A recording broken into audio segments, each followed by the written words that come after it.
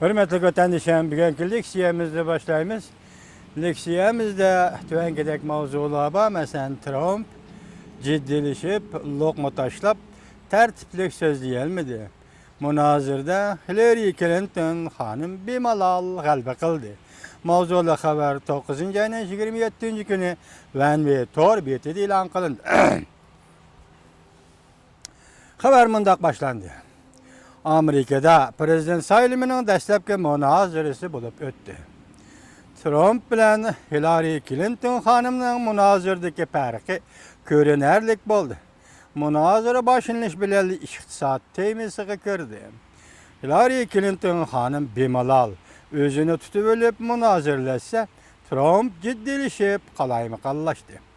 O'zliksiz holda Hillary Clinton xonimning so'zlariga loqma tashlab, yig'in boshqaruvchi so'zlaganda Demokrat Cumhuriyetçiler Partisining prezident nomzodi Trump yana o'zi bilan o'zi so'zlashib, g'o'dirabmi qo'ydi. Munozara oxirlashganda har qaysi matbuotlar al-rayni oshkorlab, Hillary Clinton xonim g'alaba qildi deb ko'rsatib, nurg'un mutaxassislar Hillary Clintonning ifodasi muqim bo'ldi. Tayyorligi bor holda kelib munozaraga qatnashdi deyishdi. CNN'ning al-rayni oshkorlashicha Hillary Clinton xonim g'alaba qildi deb hisoblagan saylovchilar 62%ga yetdi. Trump g'alaba qildi deb hisoblagan saylovchilar 27%ga yetdi.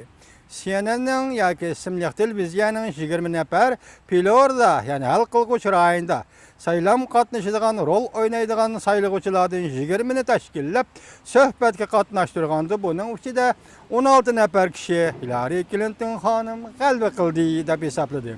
6 nafar kishi Cumhuriyetçiler Partisining prezident nomzodi Trump g'alaba qildi deb hisobladi.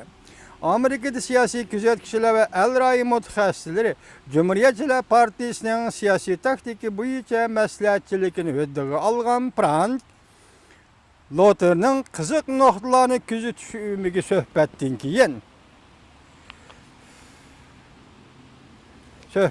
keyin mundaq ko'rsatdi.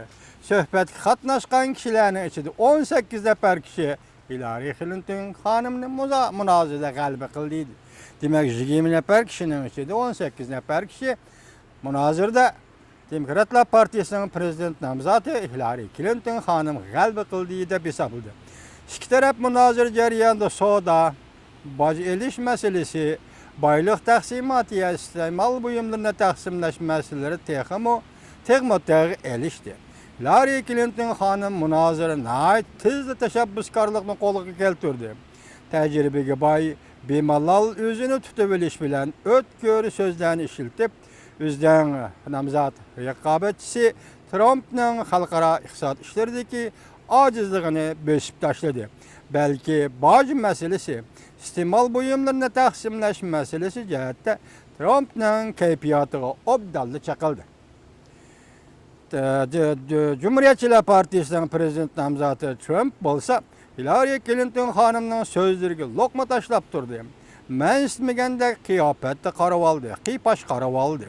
Kayfiyati jiddiylashdi. Stakanni ko'tarib orqa-orqadan suv ichishga boshladi. Iraq masalasida Hillary Clinton xonim Trumpning Afrikan Amerikaliklar ommasi, musulmonlar ommasi va Obamaning tug'ilgan yurti masalasi to'g'risida postidan o'zliksiz gumonlanib, pozitsiyasidan o'zliksiz gumonlanib, Trumpning ko'p yillik irqiy kamsitish tarixi borligini, bo'libmi davlat ishchi va sirtidagi musulmonlar to'g'risida irqiy qarashda ishkanligini ko'rsatib, Hillary Clinton xonim tinchlikda birga turishni, hargizmi Trump ko'rsatgandek ayirib qo'yib, muomala qilmaslikni ta'kidladi. Buning qarta Trump kamsitish bo'lgan klub qurib, kamsitish bo'lmagan klub qurib, aholilarni tinchlikda birga turishga chaqiriq qilganligini, buningdan faxrlanganligini bildirdi. Bu Amerikada ikki partiya nomzodi, Cumhuriyetçiler prezident nomzodi Donald Trump, undan keyin Demokratlar Partisining nomzodi Hillary Clinton xonimning Tunji qatam munozara o'tkazishi munozara nayta dağdığılık bo'ldi. Endi munozarani saylam ko'rsatgan ta'siri qanday bo'ldi, uni oldimizda ko'ramiz. Bir oydak vaqt qoldi. Lekin hozir Amerikada jamoat fikri umumiylik aldı. Hillary Clinton xonim bu qatamqi munozarada g'alaba qildi degan ko'z qarash keldi deyishga bo'ladi.